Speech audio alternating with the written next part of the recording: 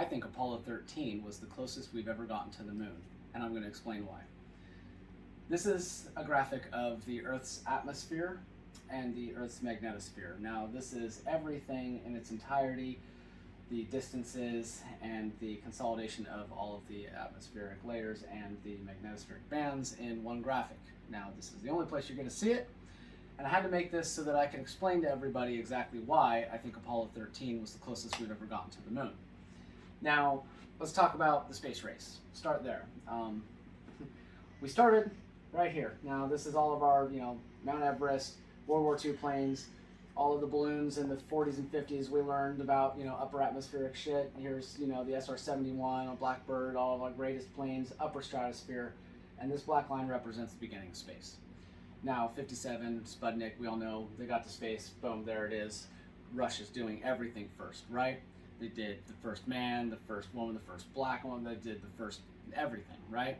First orbit, first animals, all of it. So, America, we're trying to catch up, we gotta look like we're badass. So what do? We start our missions. We're doing Gemini, we're doing Apollo, or fucking Mercury. We're doing all of these missions stating, oh yeah, we're up there too. Suborbital, we're trying to figure it out. Suborbital is right there on that black line. And that's, you go up, you circle maybe once around if you can, suborbital, and you fall back down before you do. Now, by the time Apollo showed up, Russia had already become orbital. Now, orbital means, see this red line right here? It's about 230 miles up. That's where it is safe to orbit. The ionizing radiation right here is too much, destroys the electronics, fucks with the crafts, you fall down, the compression of the atmosphere. Because of the magnetosphere and the interplanetary medium's change, causes it to do so. Watch my other video if you want to learn about deep space radiation and why that happens. Now, the Apollo missions, however, they couldn't say they were doing what Russia was doing because Russia had already done it. So they had to say they were doing something better. So they're going to the moon. Russia's now going right here, 230 miles up in the lower thermosphere. That's where the space race is, but we're going to the moon. They start launching Apollos up. They say the Apollos are going to the moon. The Apollo missions were all launched here. Just where Russia was going. Where we're all going, still today. Now, when they got there, it was hard to maintain orbital pattern, and so we just faked some fucking Apollo movies. Started with, the moon, the sun, the Earth rise with 8, and we just threw our hat off, had parades, Neil was a god with Apollo 11. Now we're going to skip all of the propaganda from the Nixon administration and all that shit that probably made you turn off the thing right here. And we're just going to talk about the reality of what happened from that moment on. Say they didn't go to the moon. Say Apollo 11 faked it. Disregard your feelings about that. Just acknowledge that possibility for 1 second. 12, yeah, they did it, see? No one paid attention, no one cares. Right on. No one gives a shit anymore. That was what we said about it. Why we stopped the Apollo programs. No one cares. That's the whole plot of the Tom Hanks Apollo 13 movie. They didn't even get to go on TV. No one gives a shit. Which is what we wanted. We needed that. Don't care. Why? Because when they launched Apollo 13, they launched Jim Lovell. They launched their best pilots. They launched them into the upper thermosphere. They launched them past where Russia was going. To about this red line right here. Now that's about 1,000 miles up. That's where it gets nasty. That's where the Van Allen belts start. Now I'm going to stop right here. I'm going to talk about the Van Allen belts. Right. Van Allen belts. That's this plasmasphere here. See these white marks within this black banded area? Okay. In 1957, they invented the Van Allen belts. A guy named Van Allen. And it was the best he could do to describe these two little fields right here of radiation, because they're greater than Earth's atmospheric layers have. Atmospheric layer is represented in this blue right here. So all of right here is represented in this blue, and this plasmasphere is the Van Allen belts. In 2022, it's called the plasmasphere. So he wanted to launch them right there into the plasmasphere. See what would happen. Get further than anybody else. That's how you beat them in the space race. Well, what happened to Apollo 13? what happens if you send someone into fields of ionizing radiation like this? Well, let's discuss the ionizing radiation that are in those fields briefly. The interplanetary medium is the solar energetic particles mass from the sun that constantly happens. Not a CME, not a solar flare, the constant light and mass that comes off of the sun. Now that forces against our magnetosphere consistently.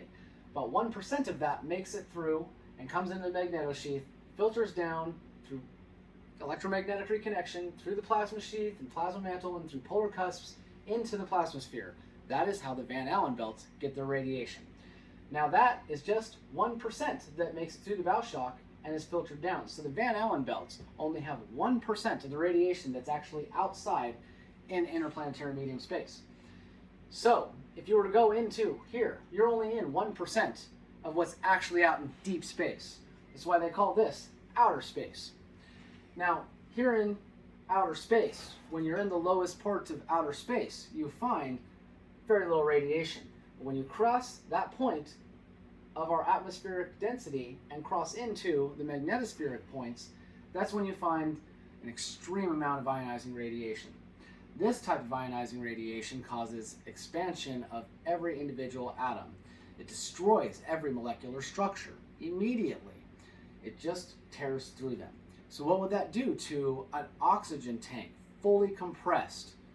Well, it'd go right through it, because here, passive at transitional metals like aluminum, titanium, polymers, hydrogen solutions, water, coolant systems like we use in our cars. These things work here in low Earth orbit when you're in all of the variable levels of atmospheric density. When you leave these and you're out in the variable points of the plasmasphere, all of that is done. You can't use these levels of shielding to protect you in those fields of radiation. It just goes right through. You need something like these fields are, an electromagnetic field, electrostatic cling that will push away, that will curve away particles instead of trying to absorb them like it happens in the lower levels.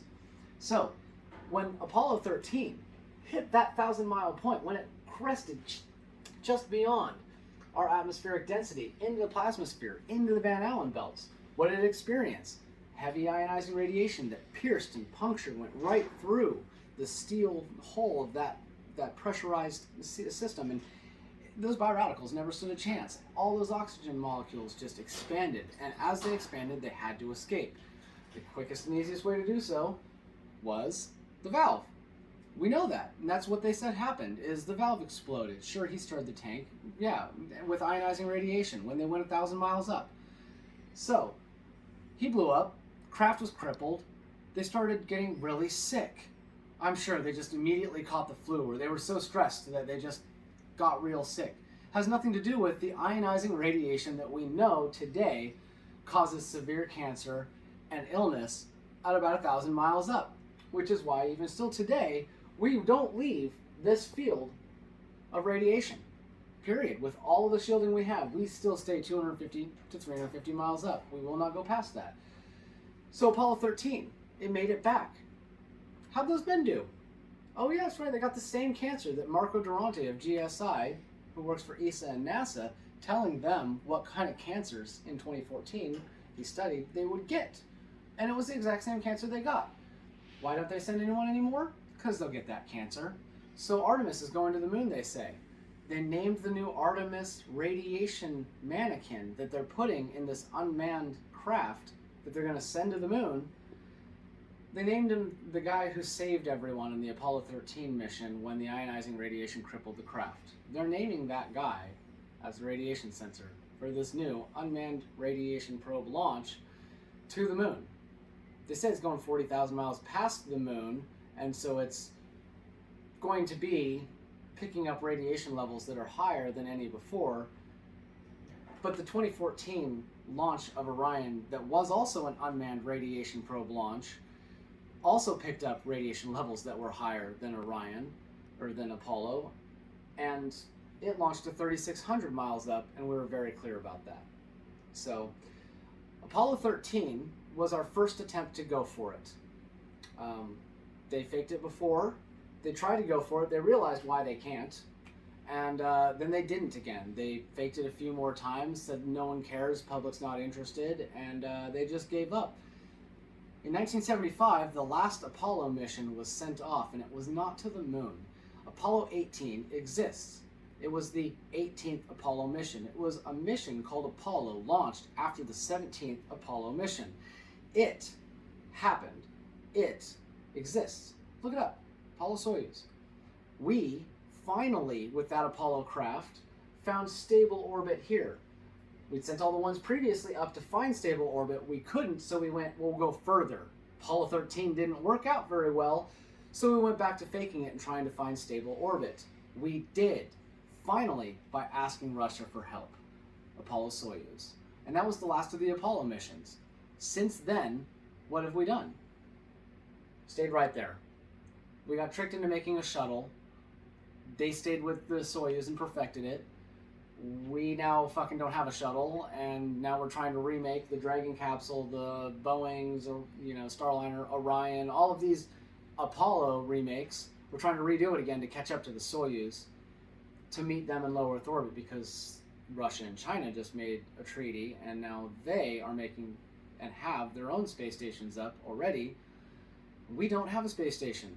Skylab fell down, it didn't work. We still can't make one. So we're faking another moon landing, because that's what we did last time with Apollo. So how do you fake a moon landing? Bunch of radiation sensors and a whole lot of propaganda. Apollo, Artemis, it's bullshit. They're right here. The end.